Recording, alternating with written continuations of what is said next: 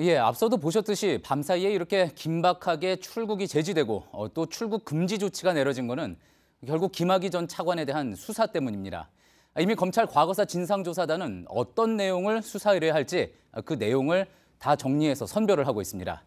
특히 JTBC 취재 결과 앞서 2013년과 2014년 두 차례 수사 당시 외압이 있었다는 의혹까지 수사 의뢰하는 방안을 유력하게 검토하고 있는 걸로 파악됐습니다.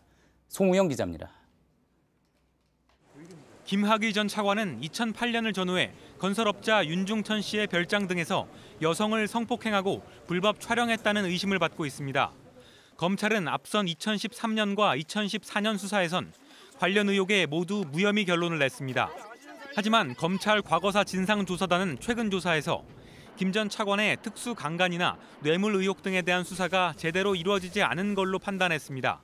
때문에 관련 내용을 다시 수사 의뢰하기로 판단하고 뇌물과 특수 강간 중 어떤 혐의를 적용할지 고민 중입니다.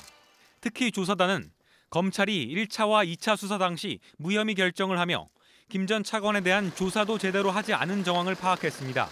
이 과정에 당시 청와대와 검찰 수뇌부가 관여한 걸로 의심하고 있습니다.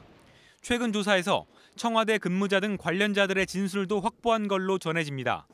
일단 박근혜 전 대통령 시절 청와대 민정수석실과 수사를 직접 감독하고 지휘한 법무부, 대검찰청 등이 대상입니다.